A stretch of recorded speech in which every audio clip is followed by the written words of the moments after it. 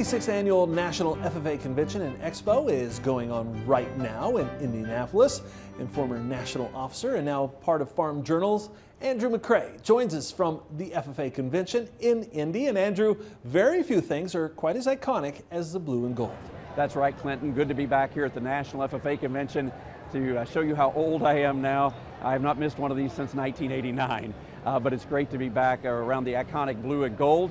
I've been on the farm with Harvest this fall, but also traveling for several stories and thinking about things that are iconic. Blue Earth, Minnesota has a very iconic figure.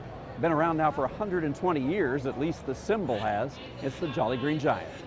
In the 1970s, completion of Interstate 90 was taking place in southern Minnesota, near the town of Blue Earth. Citizens were looking for something to lure people off the interstate and into town. One of the city fathers had an idea tied to a longtime company here. We'd had the Green Giant Canning Company for many years, so he contacted the president of Green Giant, who approved using the likeness of the giant, but said that we have to come up with all of our own funds. Citizens raised the funds quickly, and soon a company in Wisconsin was busy preparing a giant order. They had to bring him over in 2 loads because his arms are so big, they couldn't fit on the truck with his legs and body. So the giant came here in pieces, was assembled, and then eventually hoisted skyward in 1978 to coincide with the completion of Interstate 90. He is 55 feet tall, so once you get up onto the platform, it's kind of overwhelming how big he is. Megan has many interesting tidbits to share, including the fact that before he was built, the public had seen only the giant's face on a can of vegetables, and that actually presented a challenge. They had never photographed him from behind, so they had to bring in an artist to figure out what his backside would look like.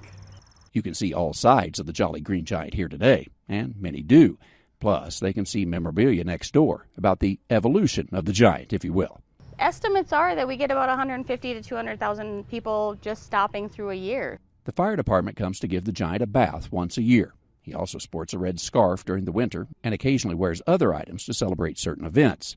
Many people in town have worked at the canning company over the years. Megan says it's a rite of passage for many kids to work a summer job during the busy packing season.